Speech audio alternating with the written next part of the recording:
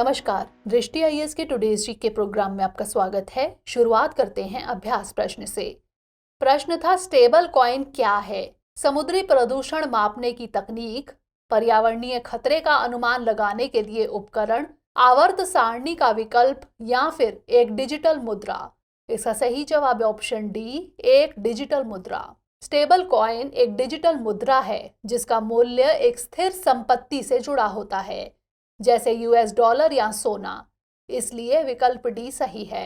Stable coin किसी देश के सांसदों या केंद्रीय बैंक द्वारा उपयोग के लिए अधिकृत नहीं है। क्रिप्टोकरेंसी के व्यापारियों के लिए स्टेबल कॉइन प्रवाह को ट्रैक करने से उन्हें बाजार की स्थिति का आकलन करने में मदद मिल सकती है। यह भविष्य में क्रिप्टोकरेंसी मूल्य के बारे में अनुमान लगाने में मदद कर सकता है। तो इस तरह इस प्रश्न का सही जवाब है ऑप्शन डी, एक डिजिटल मुद्रा। आज के सेशन का पहला प्रश्न है, फाल्कन स्ट्राइक अभ्यास चीन और किस देश के बीच होता है? रूस, वियतनाम, उत्तर कोरिया या फिर थाईलैंड? इसका सही जवाब है ऑप्शन डी, थाईलैंड। इस माह थाईलैंड और चीन के बीच एक वार्षिक संयुक्त लड़ाकू जेट अभ्यास फाल्कन स्ट्राइक कोरोना महामारी के बाद फिर से शुरू होगा, इसलिए विकल्प डी सही है। 14 अगस्त से उत्तर पूर्वी थाईलैंड में स्थित उडोन थानी में एक बेस पर 11 दिनों तक चलेगा। यह बेस वियतनाम युद्ध के दौरान अमेरिकी सेना का अड्डा था। यह अभ्यास वर्ष 2015 से अब तक 4 बार हो चुका है। वैसे तो थाईलैंड एशिया में अमेरिका का सबसे पुराना सहयोगी है, लेकिन 2014 के सैन्य तख्तापलट के बाद दोनों देशों के बीच संबंध जटिल हो गए थे। थाईलैंड ने चीन के साथ अपने संबंधों को न केवल मजबूत करने की कोशिश की है, बल्कि उससे कई रक्षा खरीद भी की है। तो इस तरह इस प्रश्न का सही जवाब है ऑप्शन डी, थाईलैंड। अगला प्रश्न है, हाल ही में चर्चित स्थान जापोरिजिया किस देश में स्थित है? रूस, ताइवान, अजरबैजान या फिर यूक्रेन? इसका सही जवाब है ऑप्शन डी, यूक्रेन। जापोरिजिया नामक स्थान यूक्रेन में स्थित है। हाल ही में जापोरिजिया में परमाणु ऊर्जा संयंत्र तक गोलाबारी के बाद संयुक्त राष्ट्र ने अंतर्राष्ट्रीय निरीक्षकों को वहां पहुंच प्रदान करने का आह्वान किया है, इसलिए विकल्प डी सही है। सोवियत काल में बना यह संयंत्र यूरोप का सबसे बड़ा परमाणु रिएक्टर है। यह जापोरिजिया शहर के दक्षिण पश्चिम में एनरहोदर में नीपर नदी के दक्षिणी तट पर स्थित है। तो इस तरह इस प्रश्न का सही जवाब है ऑप्शन डी, यूक्रेन। अगला प्रश्न है, क्लोफाजिमीन, रिफेम्पिसिन और डेप्सोन जैसी दवाओं का उपयोग किस रोग के उपचार में किया जाता है? तपेदिक, मलेरिया, इबोला वायरस या फिर कुष्ठ रोग? इसका सही जवाब है ऑप्शन डी, कुष्ठ रोग यानी लेप्रेसी।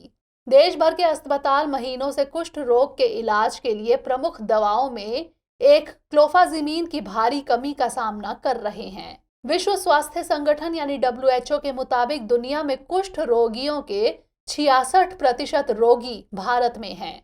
डॉक्टरों का कहना है कि क्लोफाजिमीन, रिफेम्पिसिन और डेप्सोन के साथ साथ मल्टीबैसिलरी कुष्ठ मामलों में उपयोग की जाने वाली 3 जरूरी दवाओं में से एक है, इसलिए विकल्प डी सही है। राष्ट्रीय कुष्ठ उन्मूलन कार्यक्रम के तहत सरकार रोगियों को 12 महीने के लिए इन 3 दवाओं से युक्त मासिक ब्लिस्टर पैक की आपूर्ति सुनिश्चित कर रही है। तो इस तरह इस प्रश्न का सही जवाब है ऑप्शन डी, कुष्ठ रोग। अगला प्रश्न है, प्रधानमंत्री आदि आदर्श ग्राम योजना किस मंत्रालय द्वारा कार्यान्वित की जाती है? जनजातीय मामलों के मंत्रालय, ग्रामीण विकास मंत्रालय, जल शक्ति मंत्रालय या फिर कृषि मंत्रालय? इसका सही जवाब है ऑप्शन ए, जनजातीय मामलों के मंत्रालय। केंद्र सरकार ने प्रधानमंत्री आदि आदर्श ग्राम योजना नाम से जनजातीय उप योजना के लिए विशेष केंद्रीय सहायता की पूर्व योजना को संशोधित किया है। इसे जनजातीय मामलों के मंत्रालय द्वारा 2021-22 से 2025-26 की अवधि में लागू किया जा रहा है, इसलिए विकल्प ए सही है। इस योजना का मुख्य उद्देश्य अभिसरण दृष्टिकोण के माध्यम से चयनित गांवों के एकीकृत सामाजिक आर्थिक विकास को प्राप्त करना है। तो इस तरह इस प्रश्न का सही जवाब है ऑप्शन ए, जनजातीय मामलों के मंत्रालय। अगला प्रश्न है, आईडेक्स पहल किस क्षेत्र से संबंधित है? समुद्री क्षेत्र, पर्यावरण और पारिस्थितिकी, व्यापार एवं वाणिज्य या फिर रक्षा क्षेत्र? इसका सही जवाब है ऑप्शन डी, रक्षा क्षेत्र। रक्षा मंत्रालय द्वारा इनोवेशन फॉर डिफेंस एक्सीलेंस यानी आईडेक्स पहल शुरू की गई थी, इसलिए विकल्प डी सही है। इसका उद्देश्य रक्षा और एरोस्पेस क्षेत्र में नवाचार और तकनीकी विकास को बढ़ावा देना है। यह रक्षा क्षेत्र के विकास में एमएसएमई, स्टार्टअप, अनुसंधान एवं विकास संस्थानों और शिक्षा जगत सहित विभिन्न उद्योगों को शामिल करने को बढ़ावा देती है। सरकार ने आईडेक्स के लिए एक केंद्रीय क्षेत्र की योजना को 2021-22 से 2025-26 तक के लिए लगभग 500 करोड़ रुपए की बजटीय सहायता के साथ मंजूरी दी है। तो इस तरह इस प्रश्न का सही जवाब है ऑप्शन डी, रक्षा क्षेत्र। अगला प्रश्न है, वज्र प्रहार अभ्यास 2022 कहाँ शुरू किया गया है? राजस्थान, गुजरात, मेघालय या फिर हिमाचल प्रदेश? इसका सही जवाब है option D, Himachal Pradesh. Bharat America संयुक्त विशेष बल अभ्यास वज्र प्रहार अभ्यास 2022 का 13वां संस्करण शुरू हुआ।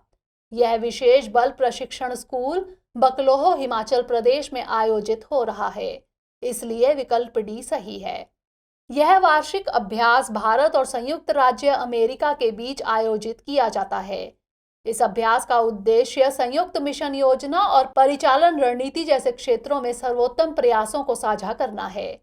आपको बता दें कि इस अभ्यास का 12वां संस्करण अक्टूबर 2021 में joint base Lewis McChord, Washington, USA में आयोजित किया गया था। तो इस तरह इस प्रश्न का सही जवाब है ऑप्शन डी, हिमाचल प्रदेश। अगला प्रश्न है, मैत्री सेतु का निर्माण किस नदी पर किया गया है?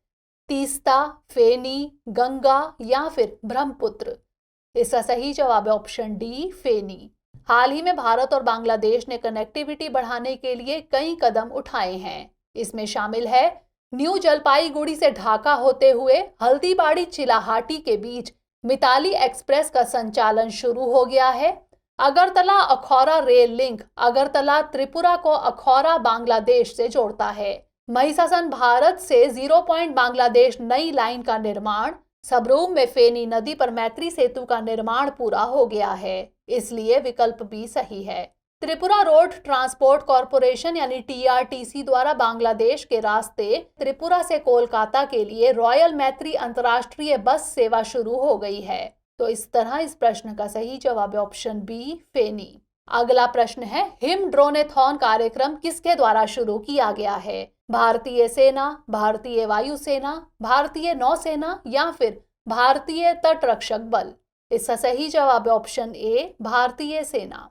भारतीय सेना ने ड्रोन फेडरेशन ऑफ इंडिया के सहयोग से हाल ही में हिम ड्रोनेथॉन कार्यक्रम शुरू किया है, इसलिए विकल्प ए सही है। इसका उद्देश्य फ्रंटलाइन सैनिकों की आवश्यकताओं को पूरा करने हेतु अग्रणी ड्रोन क्षमताओं को विकसित करने के लिए भारतीय ड्रोन इकोसिस्टम को उत्प्रेरित करना और अवसर प्रदान करना है। यह अखिल भारतीय कार्यक्रम है जो उद्योग, शिक्षा, सॉफ्टवेयर डेवलपर्स और ड्रोन उत्पाद निर्माताओं सहित सभी हितधारकों के बीच संबंध स्थापित करेगा। तो इस तरह इस प्रश्न का सही जवाब है ऑप्शन ए, भारतीय सेना। अगला प्रश्न है, विश्व आदिवासी दिवस कब मनाया जाता है? 8 अगस्त, 9 अगस्त, 10 अगस्त या फिर 11 अगस्त? इसका सही जवाब है ऑप्शन बी, 9 अगस्त। वर्ष 1994 में संयुक्त राष्ट्र महासभा ने 9 अगस्त को विश्व आदिवासी दिवस या विश्व के स्वदेशी लोगों का अंतर्राष्ट्रीय दिवस मनाने का फैसला किया, इसलिए विकल्प बी सही है। इस दिन दुनिया भर के लोगों को स्वदेशी लोगों के अधिकारों के संरक्षण और प्रचार पर संयुक्त राष्ट्र के संदेश को फैलाने के लिए प्रोत्साहित किया जाता है। जनगणना 2011 के मुताबिक भारत में लगभग 11 करोड़ आदिवासी लोग रहते हैं। यह भारत की कुल जनसंख्या का 8.6% है, जो दुनिया के किसी भी देश में जनजातीय लोगों की दूसरी सबसे बड़ी संख्या है। तो इस तरह इस प्रश्न का सही जवाब है ऑप्शन बी, 9 अगस्त। अंतिम प्रश्न है, इंटरनेशनल मोबाइल इक्विपमेंट आइडेंटिटी यानी IMEI नंबर में कितने अंक होते हैं? 12 अंक, 13 अंक, 14 अंक या फिर 15 अंक? इसका सही जवाब है ऑप्शन डी, 15 अंक। IMEI एक अद्वितीय संख्या है जिसका उपयोग मोबाइल नेटवर्क पर किसी डिवाइस की पहचान करने के लिए किया जाता है। इसमें 15 अंक होते हैं और यह फोन की विशिष्ट पहचान होता है। इसलिए विकल्प डी सही है। जब आप इंटरनेट का उपयोग करते हैं या अपने सेलुलर सेवा प्रदाता के माध्यम से कॉल करते हैं तो इस नंबर का उपयोग आपके डिवाइस की पहचान को सत्यापित करने के लिए किया जाता है। अगर आपके पास डुअल सिम फोन है तो आपके पास 2 IMEI नंबर होंगे। डिवाइस निर्माता इसे स्टिकर पर प्रिंट करके डिवाइस और उसके बॉक्स पर पेस्ट करते हैं। तो इस तरह इस प्रश्न का सही जवाब है ऑप्शन डी, 15 अंक। आइए अब नोट कर लेते हैं आज का अभ्यास प्रश्न। करो या मरो का नारा किस आंदोलन से जुड़ा हुआ है? असहयोग आंदोलन, सविनय अवज्ञा आंदोलन, स्वदेशी आंदोलन या फिर भारत छोड़ो आंदोलन? इसका उत्तर हमें कमेंट सेक्शन में जरूर भेजिएगा। अगले सेशन में नए प्रश्नों के साथ मिलेंगे। तब तक के लिए पढ़ते रहिए एंड स्टे मोटिवेटेड।